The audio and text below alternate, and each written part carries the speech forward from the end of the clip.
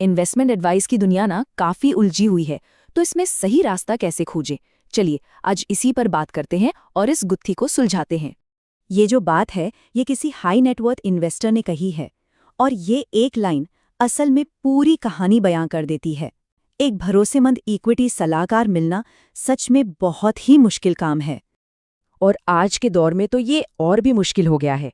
Internet पर experts और झूठी तारीफों की एक तरह से बाढ़ आ गई है। ऐसे में असली और नकली में फर्क करना लगभग नामुमकिन सा लगता है। और दांव पर क्या लगता है? हमारी मेहनत की कमाई। तो चलिए इस उलझन को दूर करने के लिए एक सीधा साधा रोड मैप देखते हैं।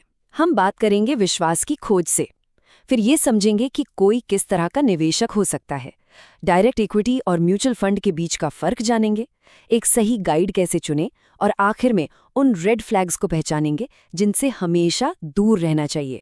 लेकिन किसी सलाहकार को ढूंढने से भी पहले एक ज्यादा बुनियादी सवाल पूछना जरूरी है। जरा सोचिए, हमारे स्कूलों और कॉलेजों में हमें क्या कुछ नहीं पढ़ाया जाता, लेकिन एक चीज है जो हमेशा छूट जाती है, और वो है पर्सनल फाइनेंस। पैसे को मैनेज कैसे करना है ये हमें कोई नहीं सिखाता। और ये बात बिल्कुल सही है।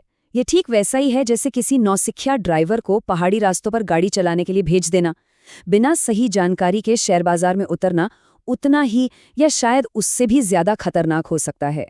तो यहाँ सबसे अहम सवाल ये उठता है कि कोई किस तरह का निवेशक है, और इसका जवाब पता है, एक बहुत ही सीधी सी चीज पर टिका है, और वो चीज है समय। कोई भी व्यक्ति सच में ईमानदारी से इक्विटी रिसर्च के लिए हर रोज कितना समय निकाल सकता है? इस सवाल का जवाब किसी भी निवेशक को 3 में से एक कैटेगरी में डाल देता है। अगर दिन में 3 घंटे से ज्यादा दिए जा सकते हैं तो वो अपने सलाहकार खुद बन सकते हैं। अगर 1 से 2 घंटे हैं तो एक सलाहकार की मदद लेना बेहतर है, लेकिन उनकी सलाह को क्रॉस चेक करना भी जरूरी है। और अगर 1 घंटे से भी कम समय है तो या तो सलाहकार चुने या फिर म्यूचुअल फंड का रास्ता अपना। तो यहीं से मामला डायरेक्ट इक्विटी बनाम म्यूचुअल फंड पर आ जाता है। चलिए जरा इन दोनों के प्रदर्शन की गहराई से पड़ताल करते हैं। देखिए, एक सलाहकार के साथ डायरेक्ट इक्विटी पोर्टफोलियो बेहतर रिटर्न दिला सकता है, खासकर माइक्रो कैप जैसे हाई ग्रोथ शेयरों में। वहीं म्यूचुअल फंड्स अक्सर इंडेक्स को बीट करने वाले औसत रिटर्न ही दे पाते हैं, और नियमों की वजह से कई छोटे शेयरों में निवेश भी नहीं कर सकते। इस बात को एक फंड मैनेजर ने खुद माना। उनकी चिंता ज्यादा रिटर्न देने से ज्यादा अपनी नौकरी बचाने की होती है। सोचिए, अगर आप बाजार की लहर के खिलाफ जाकर गलत साबित हुए तो सवाल तो आप पर ही उठेंगे ना। इसी को कहते हैं करियर रिस्क।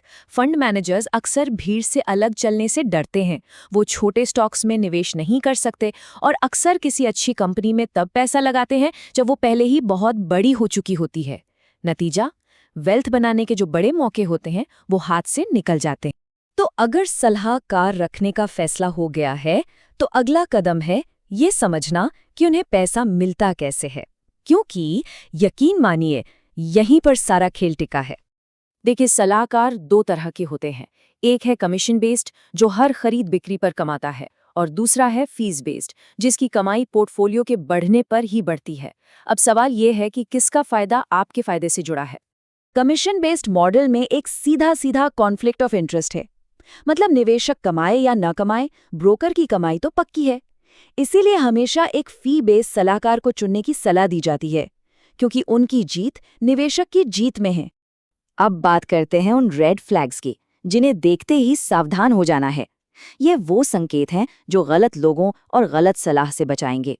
पहला रेड फ्लैग, 1 साल में 100% रिटर्न जैसे बड़े बड़े वादे। जरा सोचिए, अगर पैसा कमाना इतना ही आसान और पक्का होता तो कोई ये राज आपको क्यों बेच रहा होता। 99% एक्यूरेट जैकपॉट कॉल्स। अरे भाई, भविष्य देखना किसी के बस की बात नहीं है। जो भी ऐसा दावा करे, समझ जाइए कि दाल में कुछ तो काला है।